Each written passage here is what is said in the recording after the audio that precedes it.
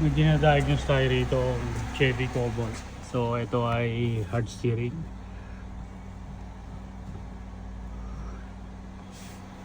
Concern ng customer is hard steering. So ito ay EPS or electronic power steering. Evaluate natin. So nag-print out tayo ng schematic diagram ng electronic power steering. Ito yung electric power steering motor niya. So walang output, walang 12 volts na lumalabas dito, walang positive, pero meron siya negative. So gagawin natin, checkin natin tong EPS fuse 60 ampere. Check tayo ng input kung merong voltage na lumalabas dito sa red block. Ganun din pag ignition on, EPS steering wheel control fuse. So pag ignition on natin, tingnan natin kung merong supply sa pink. Okay, so ito yung red block nya, red block. Check natin kung may supply. Pa tayo ng ground.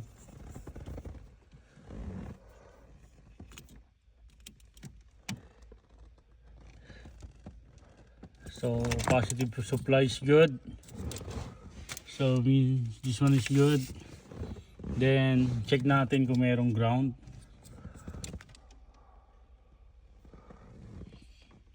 Okay, continuity. Check natin.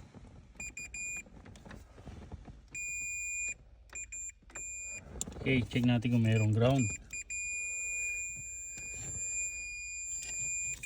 So ground is good. Then check natin kung mayroong positive pag naka-ignition on yung ating susi. Ignition on.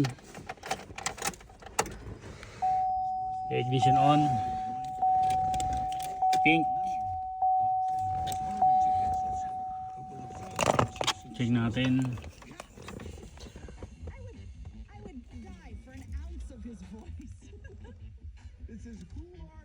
Okay. Ignition off.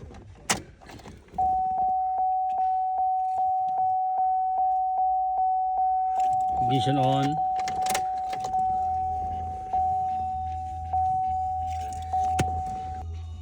We can also use our tester voltage.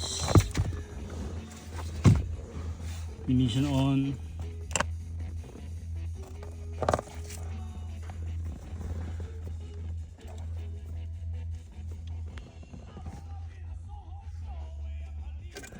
So confirm, we have 12 volts, we have 12 volts, we have ground. Ito yung ground natin. And 60 ampere fuse.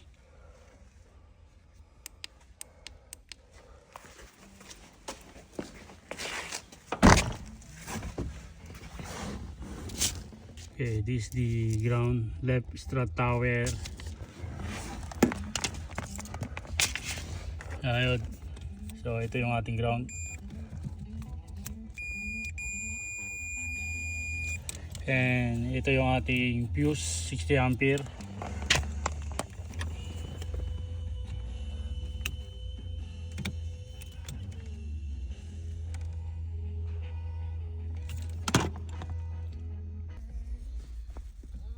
So this one is good.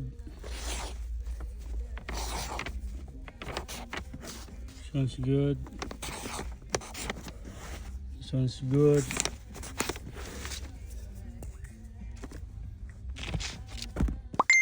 Now checkin natin itong computer data line system. Titingnan natin kung mayroong communication sa ating tablet. Ignition on natin. Ito tayo sa power steering control module. Display code. See, no communication. Check the following.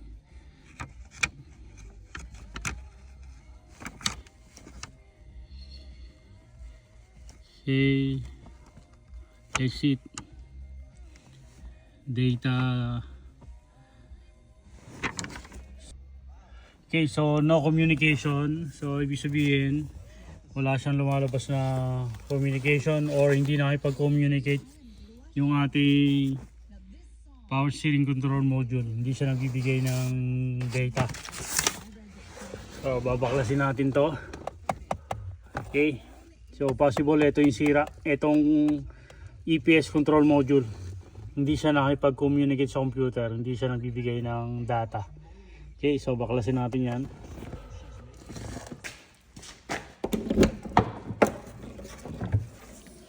Disconnect muna natin yung battery. Okay, disconnect muna natin yung battery.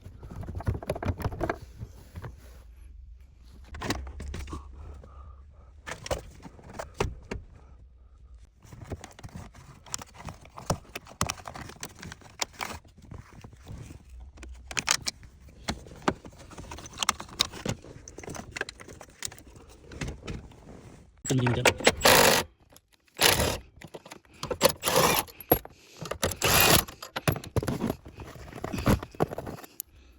Can remove this 10mm.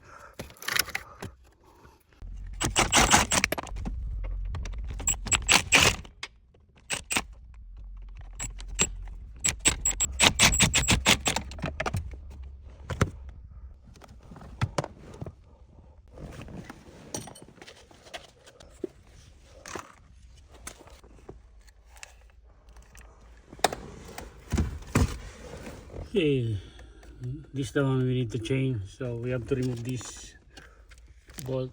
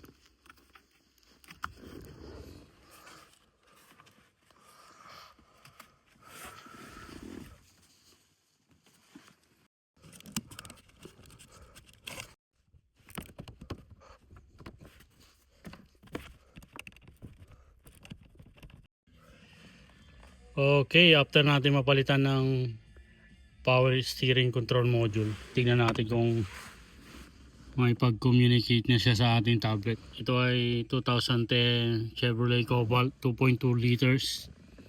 Punta tayo sa power steering control module. Kanina nakabit yung luma niya, walang communication.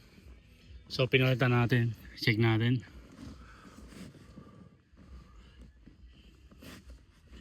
Current codes. Okay, so nakipag-communicate na siya ngayon. History code. Electronic steering motor circuit. History, clear lang natin yan.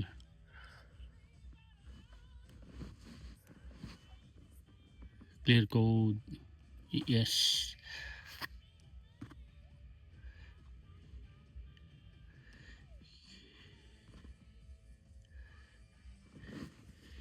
Okay, meron na siyang data ngayon. Pag-communicate na siya ngayon, meron na tayong nakitang data.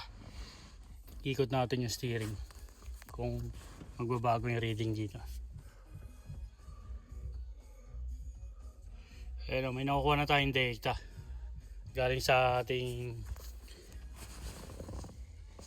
steering shaft torque. Start natin.